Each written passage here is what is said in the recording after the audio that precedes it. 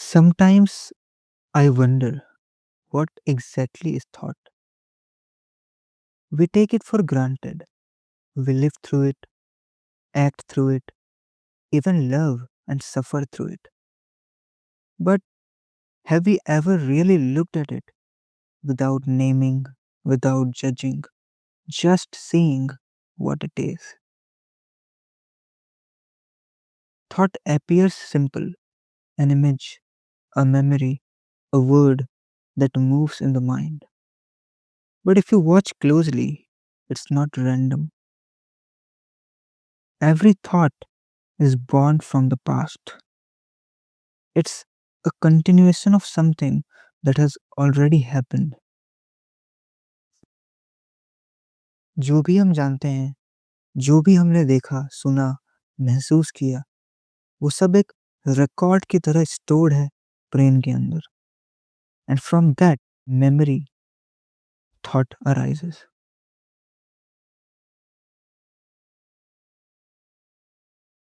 Thought हमेशा past से निकलती है. And because it carries the past, it can never be truly new.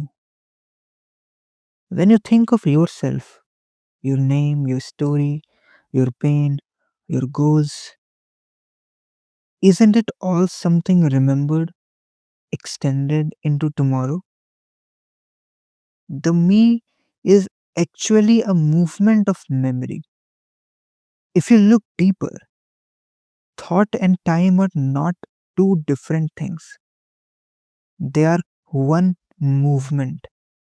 Thought is time because it always travels from what was to what will be. हम कहते हैं कल मैंने ये किया था, आज मुझे ये करना है, कल मैं बेटर बनूंगा. This whole chain, past, present, future, is the movement of thought trying to continue itself. और इसी मूवमेंट में एक इल्यूजन पैदा होता है, the illusion of I, that there is a permanent thinker behind thought. But अगर आप ध्यान से देखो तो थिंकर और थॉट एक ही प्रोसेस है. There is no thinker separate from thinking. It's like a flame. Can you separate the light from the fire? No. In the same way, you cannot separate the me from thought. When you see this clearly, something subtle happens. The mind becomes quiet, not because you forced it to, but because the false division ends. See, thought always needs time to function. It needs the movement of memory, comparison, measurement. But the present, the actual now, is not in time. You can notice this right now. Between two thoughts, there is a tiny gap, a space where there is no past, no future, no effort. In that gap, thought doesn't exist, but awareness does. That awareness is not created by will, it's not a product of discipline or belief. It just is when the movement of thought pauses.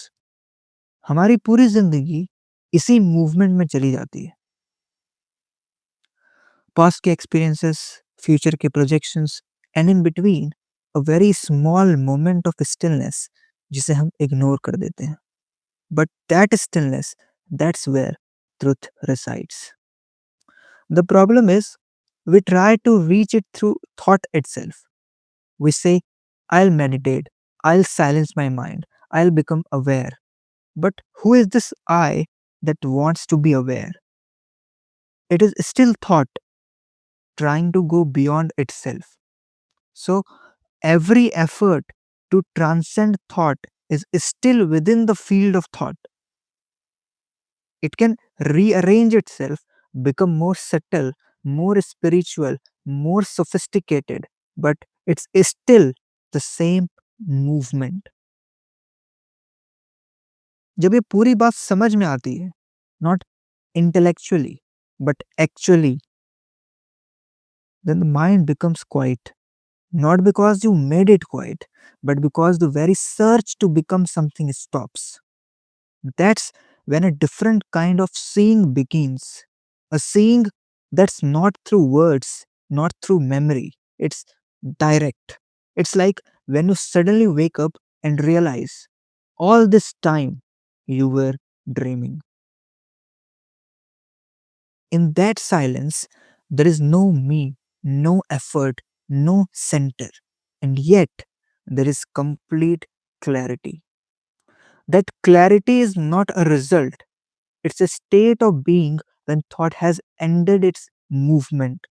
It doesn't mean thought disappears forever, it simply takes its rightful place as a tool, not the master.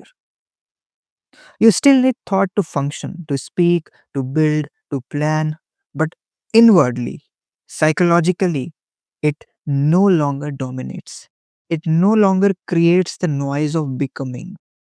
And when that happens, life becomes simple. Not in a sense of easy, but in the sense of natural. You act, you respond, but not from the burden of the past, not from the fear of the future. You see what is without distortion. That's the intelligence. True intelligence is not knowledge. Knowledge belongs to the past. Intelligence is awareness in the present. And that awareness is beyond time. So maybe the question isn't, can thought exist without time? Maybe the real question is, can you exist without thought? If you is nothing but the continuity of thought, then the ending of thought is the ending of you. But what ends isn't death, it's freedom. Because what remains after thought is silence. Not the silence of effort or control, but the silence of understanding. The silence of seeing things as they are. And in that silence, there is no separation, no observer, no observed. Just one movement, vast, alive, unknowable. That is the beginning of truth, not something you reach through time, but something that reveals itself when time as thought comes to rest.